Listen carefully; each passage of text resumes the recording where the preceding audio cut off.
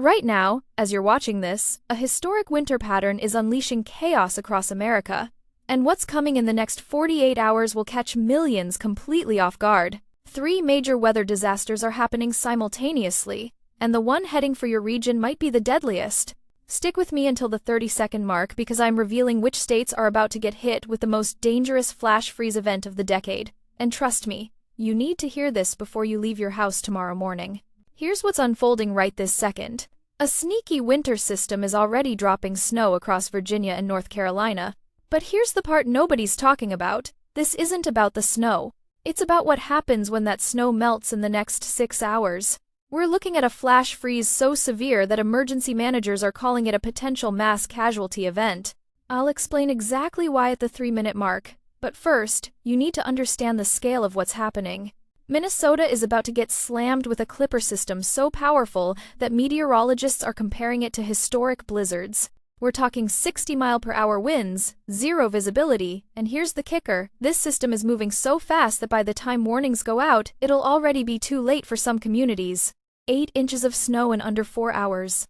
That's not a prediction. That's what's already showing up on every major model. But wait, there's more. And this is where it gets truly frightening. The Pacific Northwest is staring down the barrel of what could be the most destructive atmospheric river in recorded history. 4 to 8 inches of rain, no break between waves, and snow melt on top of it all. Rivers are going to rise faster than anything we've seen in decades. If you live near a river or a burn scar in Washington, Oregon, or Idaho, pay very close attention to what I'm about to tell you at the 5-minute mark. Now, let me give you the numbers that should terrify everyone east of the Rockies. The Arctic blast coming this weekend isn't just cold, it's life-threatening. -30 to -50-degree wind chills. Actual air temperatures hitting -10 to -20. Frostbite in 5 to 10 minutes.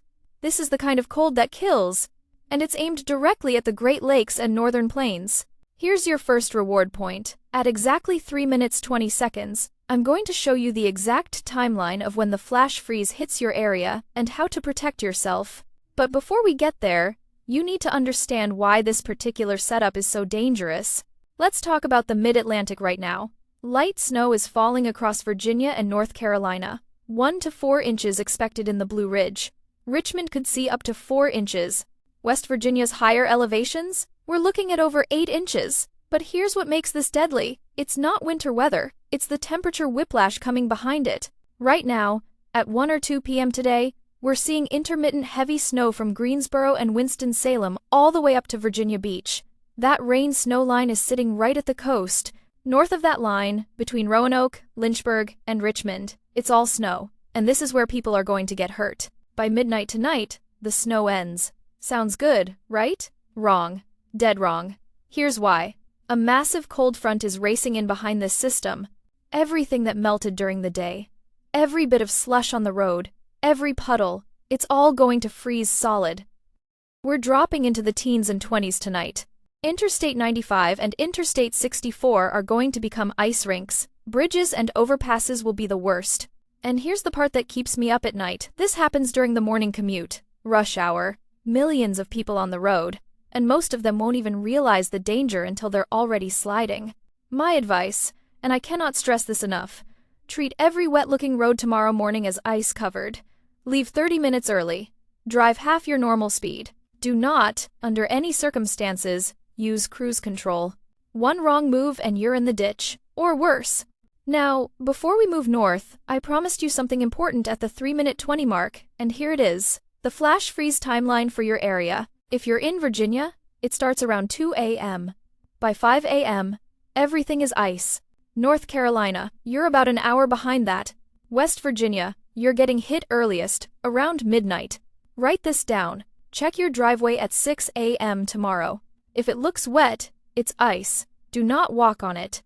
Do not drive on it without extreme caution. But that's just one of 3 disasters happening right now. Let me tell you about what's brewing up north, and trust me, this one's even worse in some ways. Minnesota, North Dakota, Wisconsin, and Michigan's Upper Peninsula are about to experience what I'm calling a powerhouse clipper. This isn't your typical snow system. This is an Alberta zinger on steroids.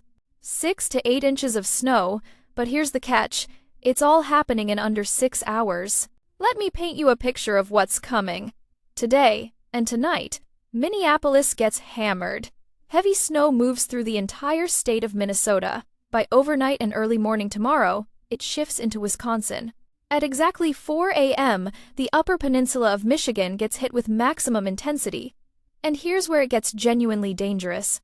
North Dakota and western Minnesota are looking at near zero visibility. Blizzard conditions. Winds gusting to 60 miles per hour, especially on the backside of this thing. Think about that for a second. 60-mile-per-hour winds in a snowstorm. You can't see 5 feet in front of your car. Roads disappear. Landmarks disappear. People disappear. Tomorrow night at 8 p.m., Green Bay, Houghton, Duluth, International Falls. All of you are in the bullseye. This is a quick hitter, which is why we're not measuring snow in feet, but don't let that fool you. 5 to 8 inches dropping in a few hours creates whiteout conditions that are absolutely deadly. The Minnesota State Patrol is already positioning extra units. That should tell you something. And just like down south, we've got a flash freeze coming here too, but this one might be even more significant. Why? Because this system brings warm air with it first. Some of that snow is going to melt. Roads get wet.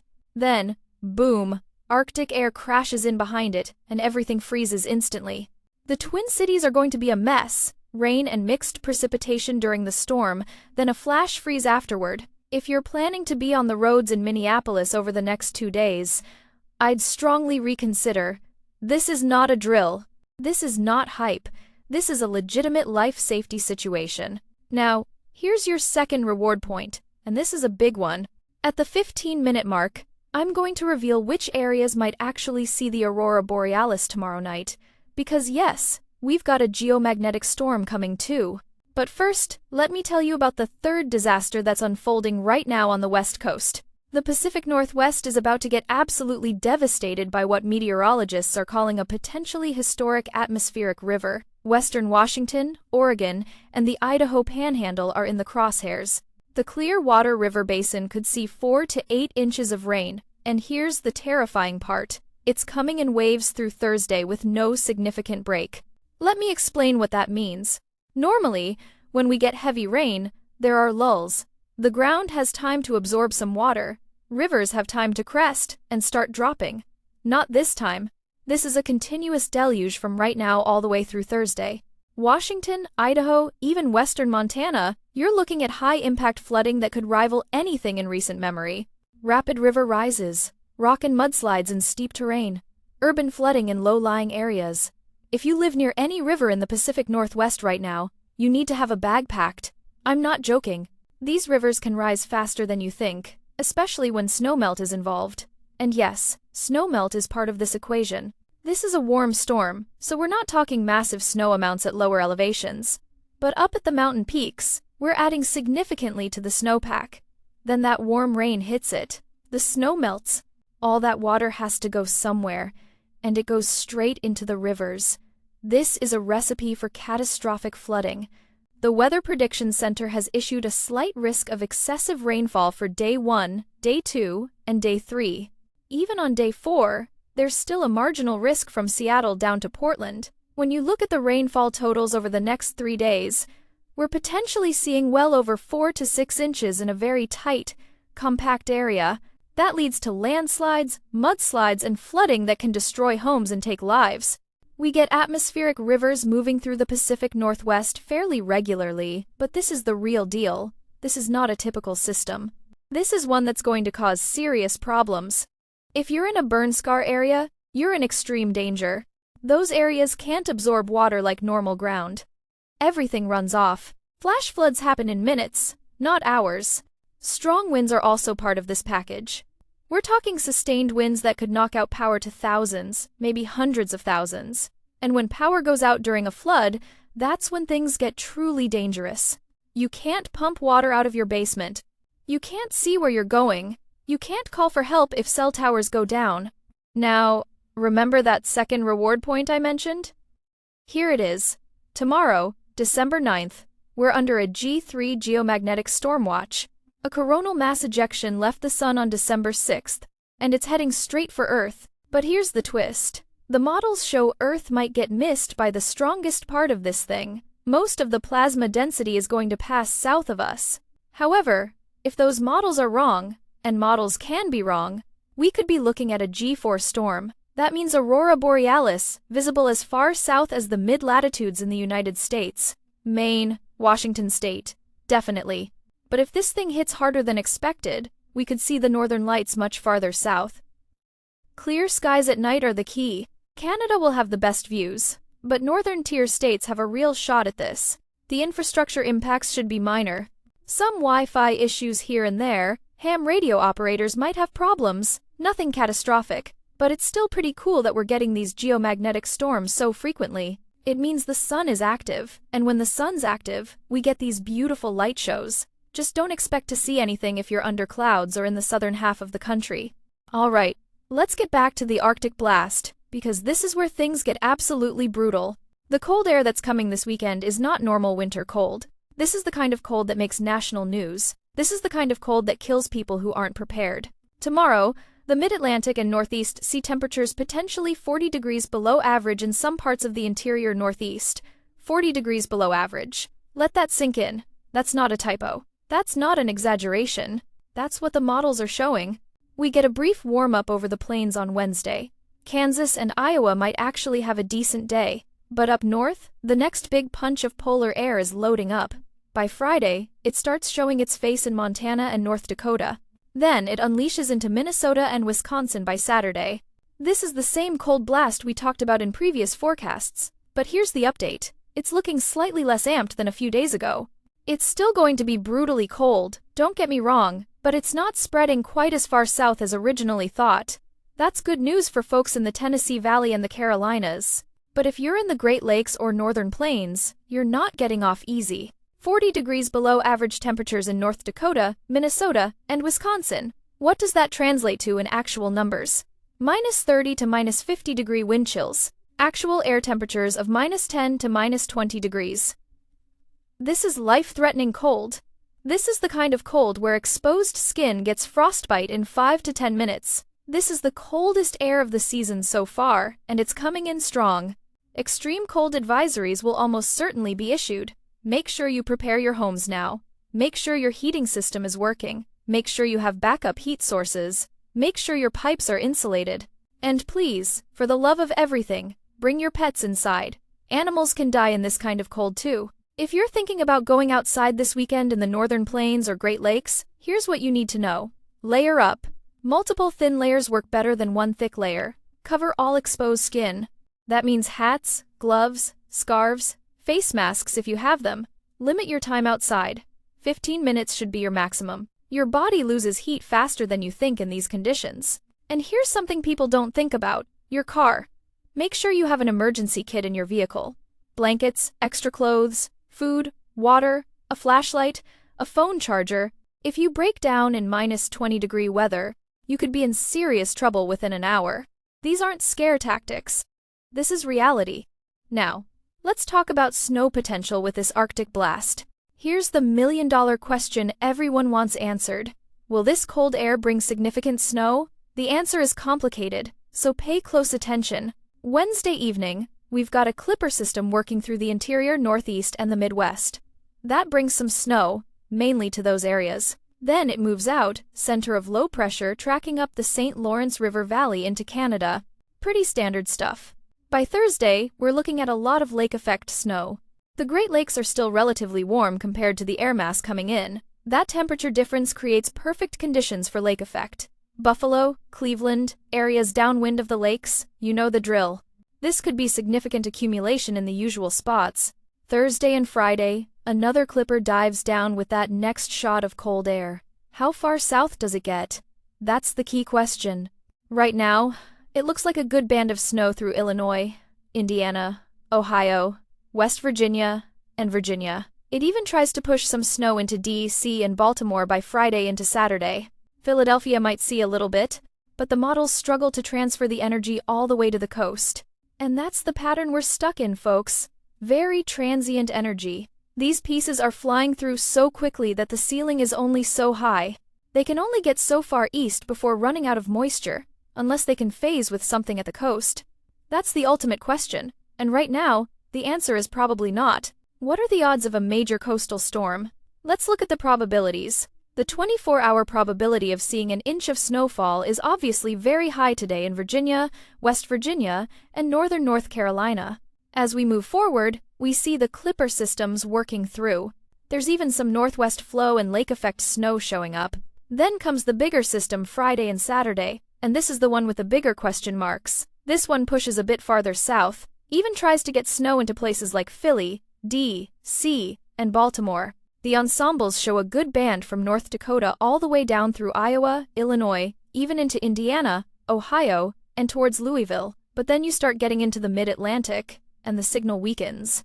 You get lake effect signal, you get northwest flow signal, but it loses steam. These systems grab moisture from the Great Lakes, but they can only bring it so far east unless they pick up Atlantic moisture. Some ensemble members do show that happening.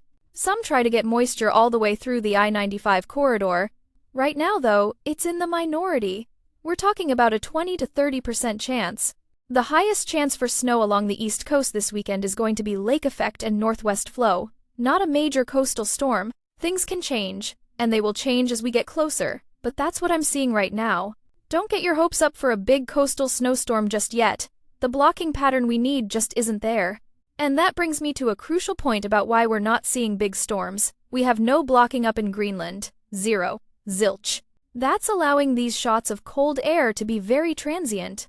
We've had a very active northern stream track, but that's why this has been a lot of clippers, and not a lot of major coastal storms. Until we get big blocking up into Greenland, a very negative North Atlantic oscillation, we're probably not going to see those big coastal events. The cold air comes in, and then it immediately exits. It just keeps coming in waves instead of getting bottled up and sitting over the eastern U.S. That's frustrating for snow lovers, but it's the reality of the pattern we're in. If that changes, you'll be the first to know. But for now, manage your expectations on big snowstorms for the heavily populated areas along I-95. Now, let's look at the 6 to 10-day outlook, because this tells us where we're headed beyond this immediate craziness. 6 days from now through 10 days from now, we're still dealing with colder than average temperatures east of the Rockies, specifically in the Ohio Valley, Great Lakes, and towards the northeast. The cold that compiles over the next couple days into the weekend up in the northern plains is going to propagate down into the interior northeast. It won't be quite as cold as the weekend blast, but it will continue to be well below average in the mid-Atlantic and up through New England over the next 10 days. We're also going to see a big ridge build over the southwest, allowing warmer than average temperatures from Los Angeles all the way up to Boise and Denver. So if you're tired of the cold, head west. That's where the warmth is going to be. Here's your third reward point, and this is important. By next week, we're probably going to get at least a bit of a break from the constant snow systems. Maybe not a full-blown break, but the snow train is going to calm down a little bit. We're going to get a brief warm-up. How long will it last? Will it last all the way through Christmas? I doubt it'll last forever. In fact, I guarantee it won't last forever. It's just a matter of when we can get that cold air back into place.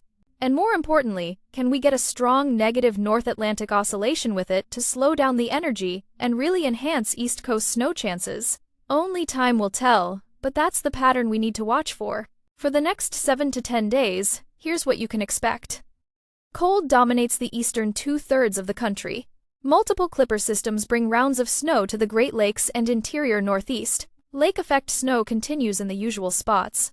The Pacific Northwest deals with flood cleanup and hopefully drier weather after Thursday. And the northern plains and Great Lakes experience some of the coldest air of the winter so far. Let me give you some specific city forecasts, because I know that's what you really want to know.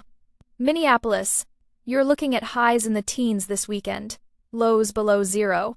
Wind chills in the -20 to -30 range. Multiple rounds of snow, probably accumulating to over a foot when you add it all up. Travel is going to be difficult to impossible at times.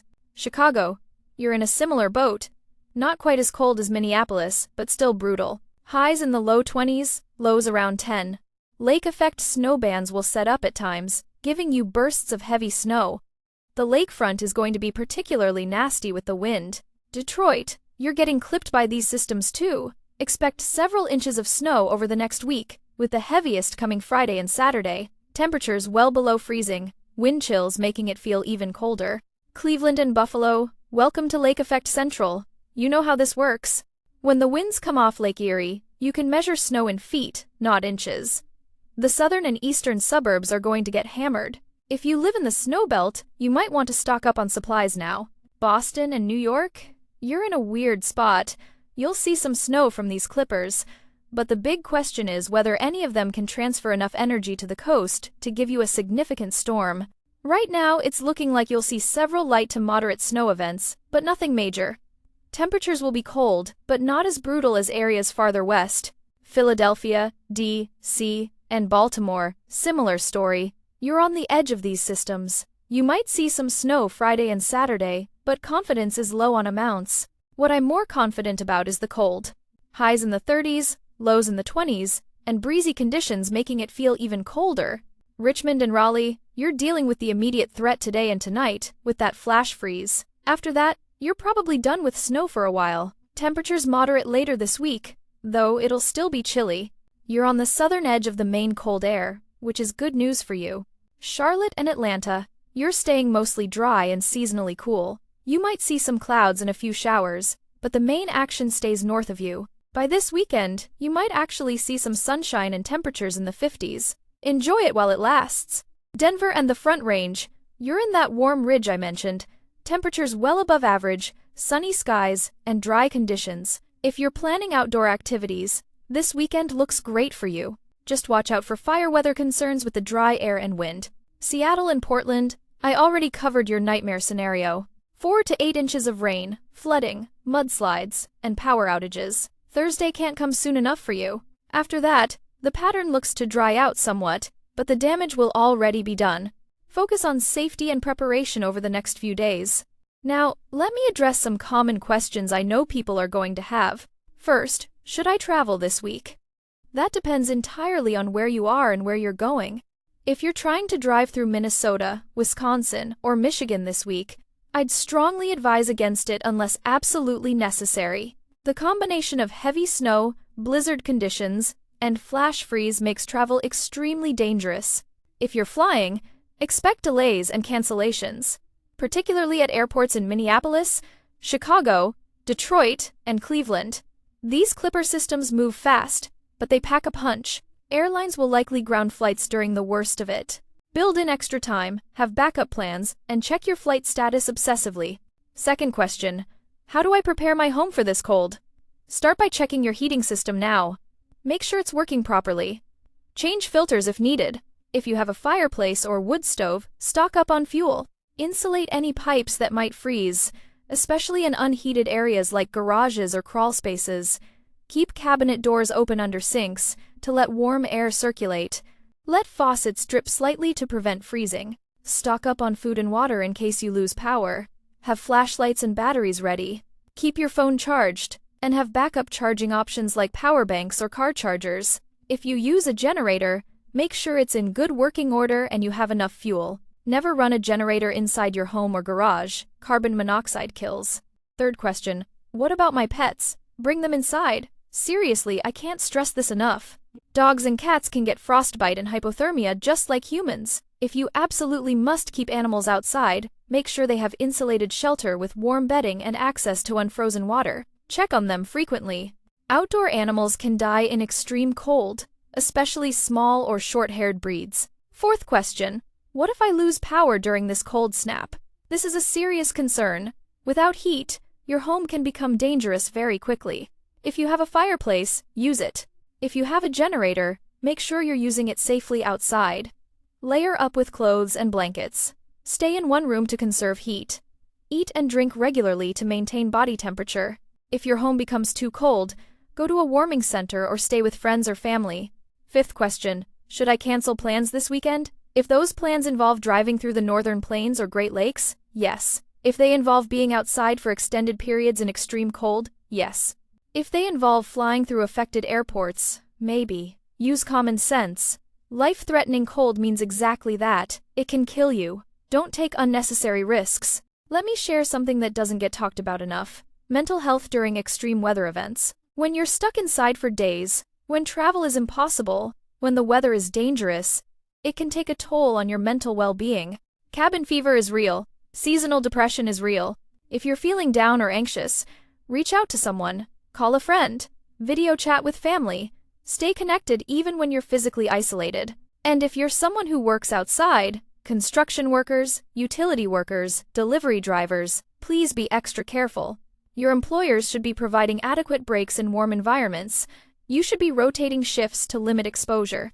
You should have proper cold weather gear.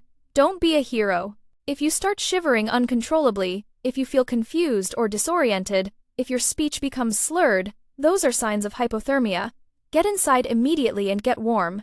Let's talk about vehicle safety, because this is where a lot of people get into trouble. Before you drive anywhere in the next week, make sure your car is ready. Check your antifreeze levels. Make sure your battery is in good condition. Cold kills batteries. Check your tire pressure and tread. Keep your gas tank at least half full. Pack that emergency kit I mentioned earlier. When you're driving in snow, slow down. I mean really slow down. The speed limit is for ideal conditions. These are not ideal conditions. Increase your following distance to at least 8 to 10 seconds. Don't use cruise control. Accelerate and brake gently. If you start to skid, don't slam on the brakes. Steer into the skid and ease off the gas. Black ice is invisible. It usually forms on bridges, overpasses, and shaded areas. If the road looks wet, assume it's ice. Test your brakes gently when no one's behind you to see how much traction you have. And if conditions get too bad, pull over and wait it out. It's better to be late than dead. Now, here's something that might surprise you. This cold snap could actually help with one thing: killing off some of the invasive insect species that have been moving north with climate change. Extreme cold can knock back populations of things like ticks and mosquitoes. It's one of the few benefits of a brutal winter. Of course that's cold comfort, pun intended, when you're dealing with the immediate impacts. Let's talk about what happens after this. When does the pattern change? When do we get back to something more normal? The honest answer is, we don't know exactly. Weather patterns can flip quickly, or they can persist for weeks. What I can tell you is that the long-range models are hinting at a possible pattern change in the week before Christmas. That big ridge over the west might start to break down. The trough over the east might lift north. If that happens, we could see a warmer period for the eastern U.S. heading into the holidays. But, and this is a big but, that same pattern change could also open the door for a significant storm system. When patterns transition, that's often when we get our biggest events. So while you might get a break from the relentless cold, you might also see a major winter storm. It's too early to say for sure, but it's something to watch. What about the rest of winter? Are we in for a brutal season? Based on what we're seeing so far, I'd say we're in for an active winter in the northern tier states. The Great Lakes and interior Northeast are going to see above-average snowfall. The northern plains are going to experience multiple shots of Arctic air. The Pacific Northwest is going to be wet, very wet. But for the mid-Atlantic and coastal Northeast, it's less clear. We need that blocking pattern to develop to get big coastal storms. Without it, you'll see snow, but mostly from clippers and not the big nor'easters that pile up 2 feet. The Ohio Valley and Tennessee Valley are probably looking at a near-normal winter, maybe slightly colder than average. The South and Southeast are probably going to see a relatively quiet winter. A few cold shots, maybe an ice storm or two, but nothing prolonged. The Southwest stays warm and dry, which is good for some but increases fire danger. And the Pacific Northwest? Well, you're in for a wet winter based on current patterns. Here's my advice for making it through the next few weeks. Stay informed. Check weather forecasts daily, not just for your immediate area, but for anywhere you might be traveling. Have multiple ways to receive weather warnings: your phone, a weather radio, local news. Don't rely on just one source. Be prepared. Have supplies ready before you need them. Food, water, medications, batteries, cash. When the storm hits, it's too late to go shopping. And that's when you're most likely to get hurt, driving to the store in dangerous conditions. Be flexible. If weather forces you to cancel plans, cancel them. If you need to leave early or stay home, do it. Don't let pride or stubbornness put you in danger. There will be other days, other opportunities. Your life and safety come first. Be neighborly. Check on elderly neighbors. Offer to help shovel snow for someone who can't do it themselves. Share supplies if you have extra. Community matters, especially during extreme weather. We're all in this together. And finally, be patient. With yourself, with others, with the situation. Extreme weather is stressful. People are going to be on edge. Traffic is going to be bad. Things are going to take longer. That's okay. Take a deep breath. We'll get through it. Now, before we wrap up, let me give you a teaser for what's coming next. In the next video, I'm going to do a deep dive into the Christmas forecast. Are we looking at a white Christmas this year? What are the odds for major cities? What does the long-range pattern suggest? And more importantly, what do travelers need to know if they're planning to visit family over the holidays? I'm also going to talk about something really interesting happening in the stratosphere right now that could have major implications for weather patterns in January and February. This is the kind of stuff meteorologists geek out over, and it could mean the difference between a snowy second half of winter or a dud. You won't want to miss it. Remember, weather is dynamic. What I've told you today is based on the best information available right now, but models change, forecasts evolve. Always check for updates, especially as we get closer to these events. What looks certain today might shift tomorrow. That's the nature of weather prediction. Stay safe out there. Take these warnings seriously. Prepare now, not later. And remember, you can replace possessions, but you can't replace your life. When in doubt, err on the side of caution. It's always better to be over-prepared than caught off guard. The next 48 hours are critical. The next 7 days are going to test a lot of people. But if you're smart, if you're prepared, if you're careful, you'll make it through just fine. Watch for updates. Follow local emergency management. And don't take unnecessary risks. This is the most active weather pattern we've seen in months, possibly years. Multiple threats, multiple regions, all happening at once. It's rare, it's dangerous, and it's unfolding right now. You're now armed with the information you need to protect yourself and your family. Use it wisely. One last thing. Share this information with people who need it. If you know someone in Minnesota who might not have heard about the blizzard coming, if you know someone in Virginia who doesn't realize the roads are going to be ice tomorrow morning, if you know someone in Washington who lives near a river, tell them. Information saves lives. The weather doesn't care if you're ready or not. It doesn't care if you paid attention to the forecast. It's coming either way. But you have the power to prepare. You have the power to make smart decisions. You have the power to keep yourself and your loved ones safe. Exercise that power. And remember, after every winter storm, spring always comes. After every cold snap, warmth returns. This is temporary. It's going to feel like forever when you're in the middle of it, but it will pass. Better days are ahead.